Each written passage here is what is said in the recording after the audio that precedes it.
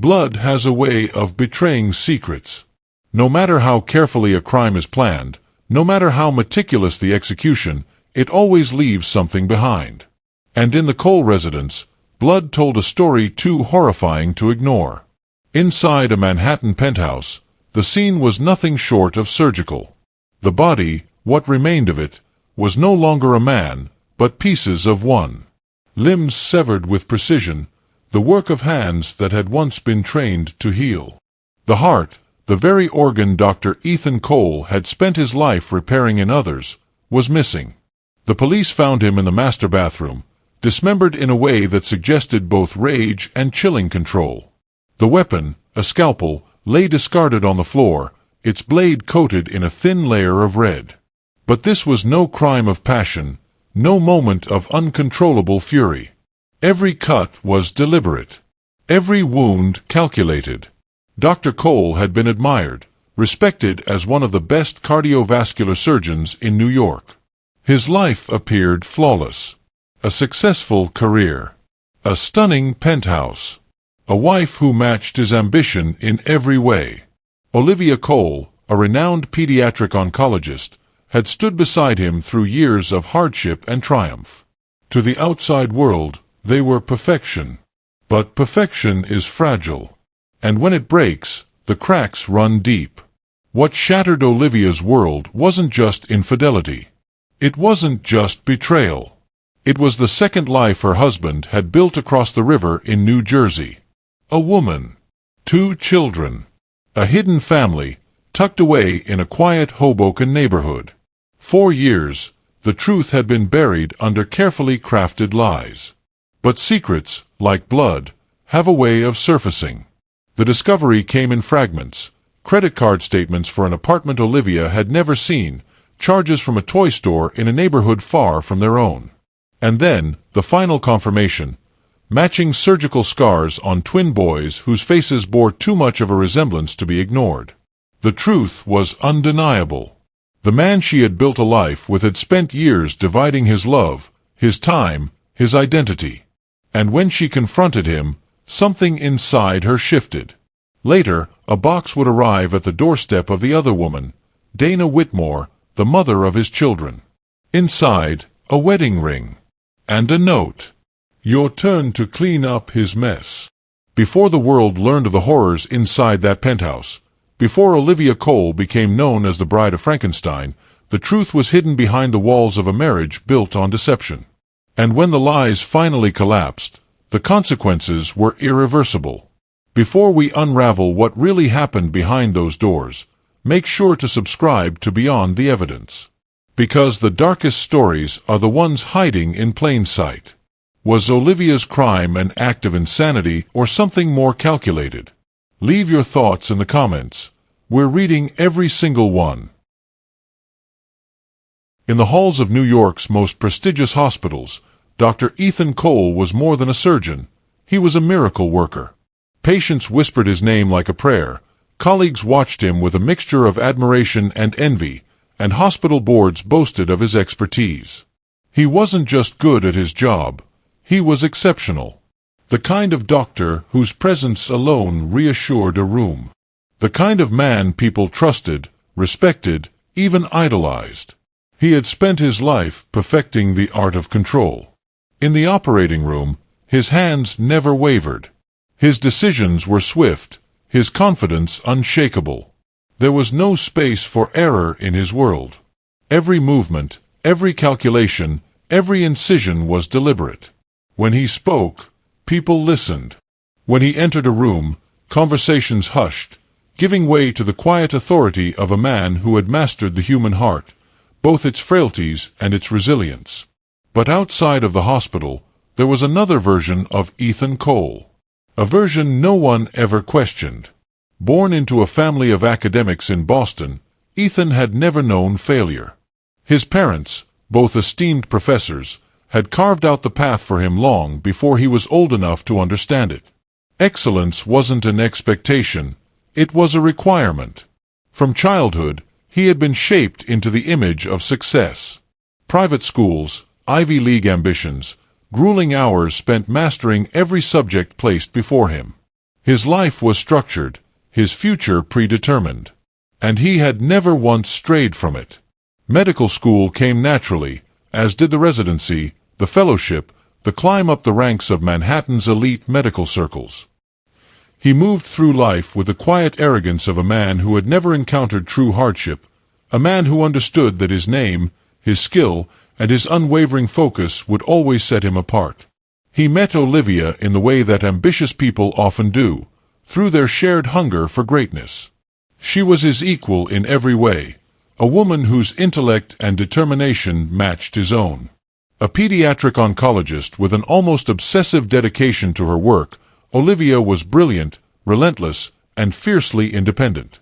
Their marriage was one of mutual understanding. There were no petty arguments over missed dinners, no resentment over the long hours. They both knew the cost of their careers, and they had both been willing to pay it.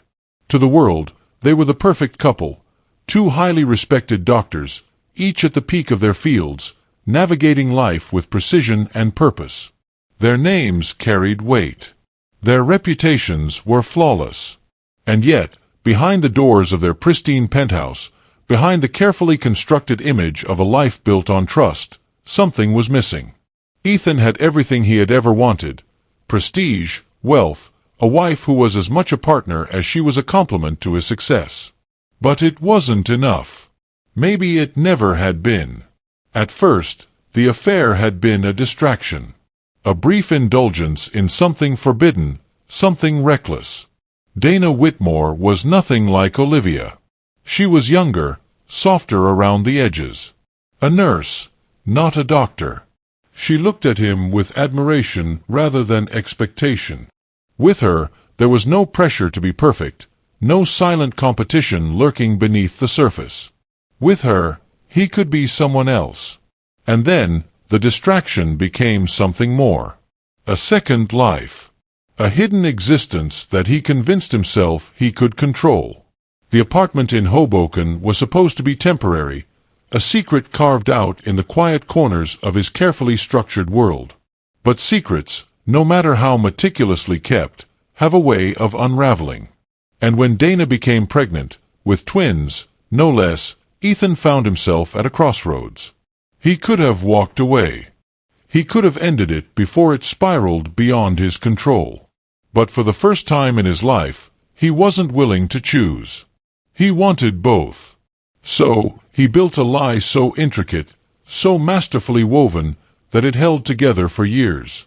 Olivia remained in the dark, never questioning his long hours, his late-night calls, his sudden disappearances. Dana, on the other hand, believed she was his future. She saw no deception in the way he held their children, no dishonesty in the way he spoke of one day making it all official. He had convinced them both. But illusions, no matter how expertly crafted, can only hold for so long. The unraveling began in the smallest of ways: an unfamiliar charge on a credit card statement, a whispered phone call in the dead of night, a slip of the tongue. Olivia was a woman who lived by logic, by evidence. And when suspicion crept into her mind, it wasn't paranoia. It was a problem waiting to be solved. She followed the breadcrumbs, each clue leading her closer to the truth. A truth so staggering, so violently real, that it shattered everything she thought she knew about the man she had married. Ethan Cole had spent his career saving lives. But the moment Olivia pieced together his betrayal, his own was about to come to a brutal and inevitable end. 4 years, Ethan Cole had walked a delicate line, balancing his 2 lives with the precision of a surgeon's scalpel. Every detail was controlled, every loose end carefully tied. 2 homes, 2 families, 2 versions of himself that could never, under any circumstances, collide. It was never supposed to fall apart. But deception is fragile, even when expertly constructed. And the smallest crack, one nearly invisible at first, was enough to set everything into motion. It began, as these things often do, with something almost laughably simple. A single charge on a shared credit card. Olivia had never been the type to obsessively monitor their finances. They both made more than enough, and neither had ever questioned the other's spending. But that day, a name caught her attention, one that didn't belong in their world. A payment for an apartment in Hoboken. The address meant nothing to her at first. There were plenty of explanations. A rental property, a hospital initiative, something mundane. But when she asked Ethan about it, there was a hesitation. A flicker of something in his expression, so brief, so barely perceptible that most people wouldn't have noticed. But Olivia wasn't most people. She was a woman who had built her career on noticing the smallest details, the imperceptible shifts that signaled something was wrong. The difference between a child's temporary fever and the first signs of something fatal. She didn't overreact. She didn't confront him. Instead, she filed it away, another puzzle piece, waiting to be placed. Then came the voicemail. Ethan had left his phone on the counter one evening while he showered. That, in itself, wasn't unusual. What was unusual was the way the screen lit up with an incoming call labeled unknown. And then, a second later, the chime of a new voicemail. Olivia had no reason to be suspicious. And yet, something pulled her toward the phone, her pulse steady as she opened the message and pressed play. The voice on the other end was soft, affectionate. A woman's voice. "Hey, it's me. The boys wanted to say goodnight, but I guess you're still at the hospital. Call us when you can, okay? Love you." The message lasted only a few seconds. Barely enough time to register. And yet, in those few seconds, the life Olivia thought she knew fractured into something unrecognizable. She listened to it again. And again. She told herself there had to be a mistake. That Ethan had a logical explanation.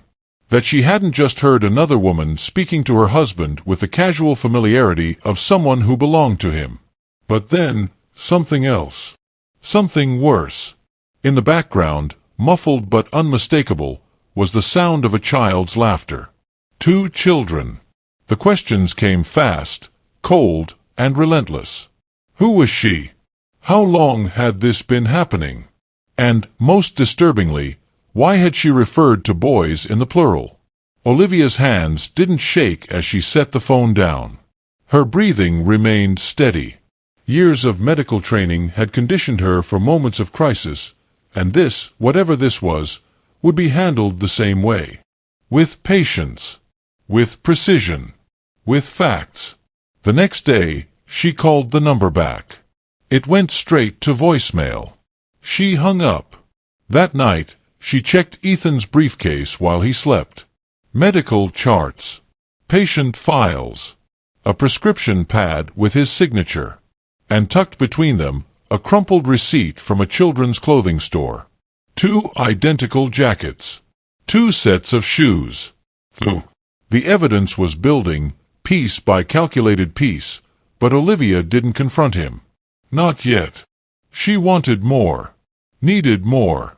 Because if her suspicions were true, if Ethan had another life, another family, then this wasn't just a betrayal. It was something much worse. And so, she followed the trail. Late nights spent cross-referencing numbers from their bank statements. Digging through old emails. Searching records that no ordinary wife should ever have to search. And then, finally, the last piece. A photograph. A candid shot, found on the depths of a social media page. A woman smiling in the late afternoon sun, standing in the doorway of the Hoboken apartment Olivia had never set foot in. And beside her, 2 little boys. Identical. No older than 4. Her breath caught as her eyes locked onto something she couldn't unsee. A thin, faded scar on one of the children's arms. A surgical mark. One she had seen before. She didn't know how, but she had seen it before. In a hospital, maybe. During rounds. A case Ethan had handled himself. And just like that, she understood. The discovery wasn't just devastating, it was damning. This wasn't a brief affair, a reckless mistake that had spiraled out of control. This was something else entirely. Ethan hadn't just betrayed her. He had built a life outside of her, a family outside of her, and she was never meant to find out. But now that she had, there was only one question left. What was she going to do about it? Nothing changed, on the surface. Olivia still kissed Ethan goodbye in the morning, still answered his texts with the same carefully measured affection, still played the role of the devoted wife. But beneath that facade, everything had shifted. She no longer looked at him the same way. She listened more closely, not just to what he said, but to what he didn't say. The pauses between his words. The careful omissions. The subtle changes in his routine that once seemed inconsequential but now took on a different meaning. And she watched. Ethan had always been meticulous, but now she saw the cracks. Tiny, almost imperceptible, but unmistakably there. The hurried phone calls taken in the other room. The way his hand hovered over his phone when a notification appeared, as if bracing for what it might reveal. The long showers, where the water drowned out whatever whispers he didn't want her to hear. 4 weeks, she gathered evidence in silence, each new discovery tightening the noose around his carefully constructed lies. She didn't need a confrontation, not yet. She needed certainty. She needed proof. And then, one night, it happened. Ethan was in surgery late, a common enough occurrence that she wouldn't have questioned it. But something felt off. The way he had lingered in the doorway before leaving, a hesitation so brief it could have been missed. The way he had been too careful in saying goodbye, pressing a kiss to her temple like a man convincing himself that nothing was wrong. An hour later, Olivia checked his location. His phone was at the hospital, right where it should be.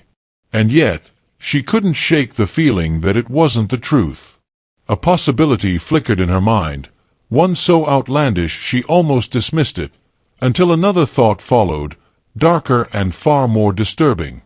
What if the phone was at the hospital, but Ethan wasn't? The idea shouldn't have made sense, but Olivia had spent years unraveling the complex web of lies patients told to protect themselves. She knew deception when she saw it. And Ethan, for all his careful planning, had made one crucial mistake. He had underestimated her. She called the hospital. The receptionist answered on the third ring, her voice bright, cheerful, unaware of the storm brewing on the other end. "Dr. Cole." A pause. "Oh, I don't think he's in right now. Let me check." Olivia didn't wait for the confirmation.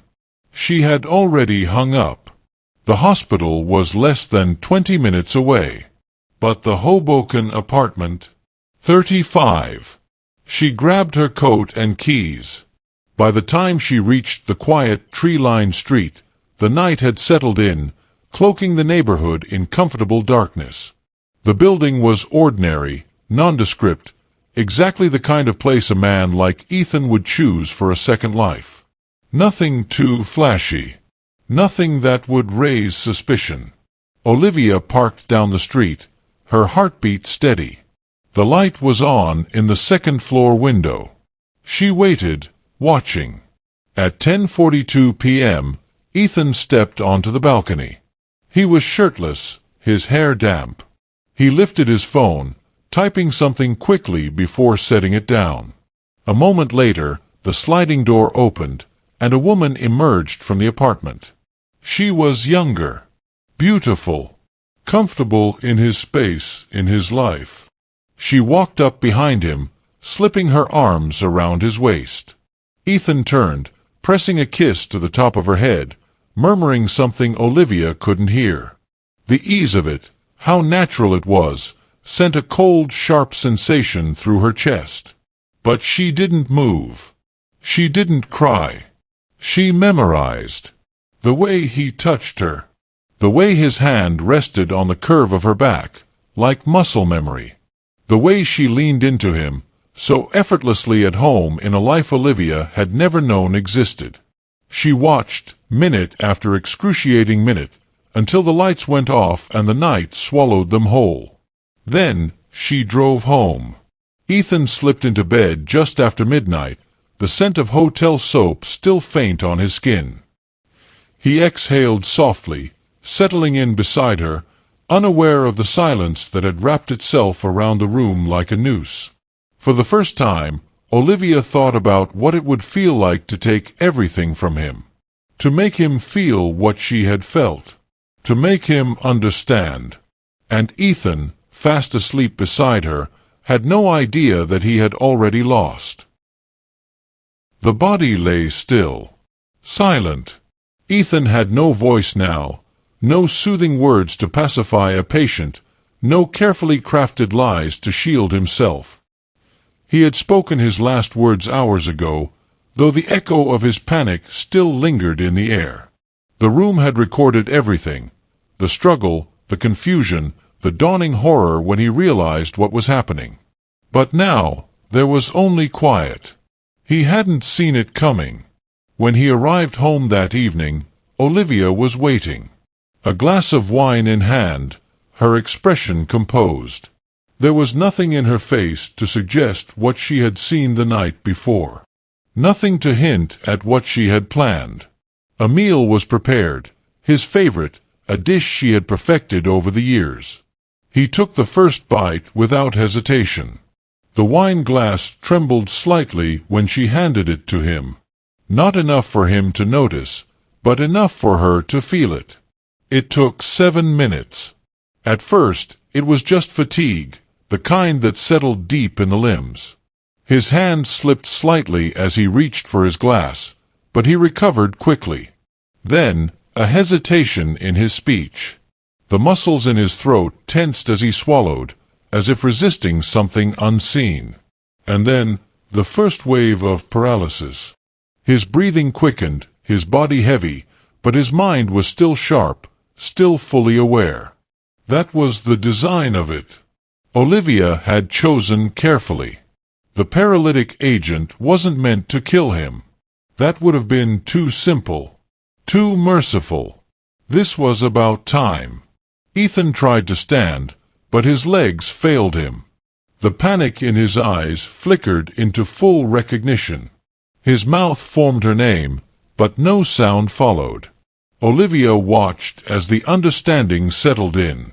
She leaned in, lowering her voice to just above a whisper. "Relax, Ethan. This will take a while." The floor met his back with a dull thud as his body gave out completely. His chest still rose and fell, his pulse still steady, but he was weightless now, trapped in a body that no longer belonged to him. That was when she retrieved the scalpel. The first incision was small, precise, an experiment more than an act of rage. She had spent years perfecting these motions, steady hands, measured pressure, unwavering focus. She had saved lives with them. Tonight, they served a different purpose. The voicemails played in the background. Ethan's voice filled the room, soft and gentle, singing lullabies to children who were not hers. A life she had never known. A love he had never given to her. Each note sharpened the blade in her hand, steadying her resolve. She worked methodically, never rushing. Time stretched thin, hours bleeding into one another. The marble floors bore witness to her precision, absorbing the evidence of a life unraveled. When it was over, she stood, exhaling slowly. The wedding ring was the last thing she touched. It gleamed under the dim light, untainted, still wrapped in the illusion of vows long broken. She placed it in the small box, sealed it, and wrote the final words Ethan would ever be attached to. "Your turn to clean up his mess." Then, she sent it to Dana. It was the smell that gave it away. When the doorman at Ethan Cole's luxury penthouse noticed the faint metallic tang seeping into the hall, he assumed a pipe had burst or perhaps the cleaning staff had neglected to take out the trash.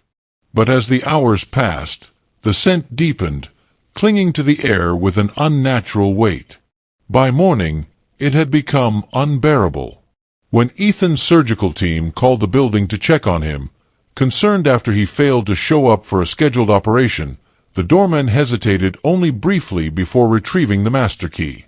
The moment the door swung open, the truth collapsed onto him like a wave. The apartment was pristine, cold in its perfection. The marble countertops gleamed. The expensive furniture stood untouched, arranged with the precision of a magazine spread. The only thing out of place was the overwhelming stillness, an eerie, unnatural silence that swallowed every sound. And then, the bathroom. The water in the tub was dark. Still, a scalpel rested on the counter, gleaming under the vanity lights. Blood had dried in thin rivulets along the tiled floor, its path deliberate, controlled. A dismembered hand lay beside the tub, the wedding band still snug around its ring finger. The body, what remained of it, was arranged with surgical precision. Each cut deliberate, each piece placed with a surgeon's care. This was no crime of passion. This was something else. Something worse. The media erupted within hours. Prominent Manhattan surgeon brutally murdered in his own home. Doctor's wife arrested in gruesome revenge killing, a crime of betrayal and madness. Bride of Frankenstein, the shocking case of Dr. Ethan Cole's murder. The headlines painted Olivia as a woman unraveling, consumed by jealousy, her mind fractured beyond repair. Experts dissected her every move, psychologists debated her mental state, legal analysts speculated on her defense. But the note was what captivated the public the most. A single sentence, addressed to Dana, accompanied by Ethan's wedding ring. "Your turn to clean up his mess." The implications were chilling. This wasn't just about revenge. It was about ownership. Olivia had taken control, reclaiming something that had never truly been hers. And in the end, she had left behind the burden of Ethan's betrayal for the woman who had unknowingly stepped into her life. Dana, upon receiving the package, collapsed. Her statement to the police was tearful, fragmented, a mixture of shock and horror. She had known nothing, at least, that's what she claimed. She was just another woman who had believed Ethan's lies, a casualty of his deception. But the world wasn't interested in her grief. They wanted Olivia. By the time detectives arrived at the Cole residence, Olivia was waiting. She did not run. She did not resist. She simply sat in the dimly lit living room, hands folded neatly in her lap, a calm expression on her face. And when the lead investigator stepped forward, clearing his throat before reading her rights, she looked up at him with eyes that held no regret. "Did you love him?" he asked. A long silence stretched between them. Then, a small, almost imperceptible smile. "I knew him," she corrected. And with that, Olivia Cole was taken into custody. The courtroom was packed. Every seat was taken, the air thick with anticipation. Rows of reporters sat poised with their notepads, cameras flashing at every movement. Members of the public, some driven by morbid curiosity, others by the sheer shock of it all, leaned forward, eyes locked on the woman at the center of it. Olivia Cole. She did not appear frail. She did not weep, nor did she avert her gaze. Dressed in a navy blue prison uniform, her hands rested neatly on the defense table. She sat with the same composure she had the night of her arrest, unshaken, unreadable. The prosecution wasted no time painting her as a monster. "This was an execution," the district attorney declared, his voice cutting through the courtroom. "A calculated, methodical act of vengeance carried out with surgical precision. This was not self-defense. This was not temporary insanity. This was cold-blooded murder." He turned to the jury, letting the weight of his words settle. "Dr. Olivia Cole is a brilliant woman. A woman of intelligence, skill, and discipline. She knew exactly what she was doing. and she made sure that Dr. Ethan Cole felt every moment of it. The evidence was damning. The crime scene photos, grim and unflinching, were displayed for the jury, each one a brutal reminder of what had taken place inside that penthouse. Testimony from forensic experts detailed the precision of each incision, the controlled use of the paralytic agent, the disturbing level of care taken in the disposal of Ethan's remains. And then, the voicemail recordings. The soft lullabies Ethan had sung to his secret children played over the silent courtroom, the gentle melody twisting into something grotesque under the weight of what followed. The jury shifted uncomfortably, the sound burrowing into their minds like an unshakable echo. Dana took the stand next. Her voice trembled as she recounted the moment she opened the package, the small box containing Ethan's wedding ring, the note scrawled in precise, deliberate handwriting. "Your turn to clean up his mess." Tears streaked her face as she described the terror that gripped her, the realization that she had unknowingly played a role in something far beyond her control. "I had no idea," she sobbed. "I didn't know he was married. I didn't know about her." But Olivia's defense team had their own narrative. They did not deny what she had done. There was no attempt to twist the facts, no effort to fabricate an alternate version of events. Instead, they leaned into the truth, into the betrayal, the manipulation, the years of deception that had led to that single, unthinkable night. They painted Ethan not as the victim, but as the architect of his own demise. A man who had built his life on lies, who had played the role of devoted husband while living a second existence across the river. A man who had left behind breadcrumbs of his betrayal for Olivia to find, as if daring her to piece them together. "He made a fatal mistake," Olivia's lead attorney argued. "He underestimated the woman he married." Psychiatrists testified to Olivia's mental state, debating whether she had acted out of calculated vengeance or if something within her had simply snapped. They spoke of stress fractures in the human psyche, how years of emotional torment, of quiet suffering, could one day crack wide open, exposing something raw and uncontrollable beneath. She was a surgeon, the defense reminded the jury.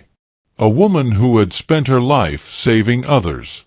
And yet, the one person she trusted most, the man she built a life with, was the very person who destroyed her. The jury deliberated for 3 days. When they returned, the courtroom held its breath. The verdict, guilty of murder in the first degree. But the real shock came not from the conviction, but from the sentencing. The judge, in a rare and controversial decision, ruled Olivia mentally unfit for prison. Instead of life behind bars, she was committed to a high-security psychiatric facility. The tabloids seized on the story, dubbing her the Bride of Frankenstein. Editorials debated whether justice had truly been served. Some called her a monster. Others, a tragic figure, a woman driven to madness by the lies of the man she loved. And Olivia, she simply watched it all unfold. Through courtroom proceedings, through the media circus, through the endless speculation of what truly went on inside her mind the night she held the scalpel in her hand. And when she was finally led away, her fate sealed, she looked back only once. Not at the judge. Not at Dana. But at the empty seat where Ethan should have been. Justice. Vengeance. Betrayal. The story of Olivia Cole is one that forces a question, one that lingers long after the courtroom doors have closed, long after the headlines have faded. Was this an act of pure cruelty, or was it the final, inevitable consequence of a life built on deception? Some will argue that no betrayal, no matter how deep, justifies what Olivia did. Others will say that she was a woman driven beyond reason, her actions not of a monster, but of someone who had been pushed past the breaking point. But what do you think? Do you believe Olivia Cole deserved her fate? Should she have spent her life behind bars, or was the psychiatric ruling the right decision? Let us know your thoughts in the comments below. Every perspective matters, and here at Beyond the Evidence, we want to hear yours. And before you go, make sure to subscribe to the channel, hit the like button, and turn on notifications so you never miss another case that leaves you questioning everything. Because the truth, it's never as simple as it seems.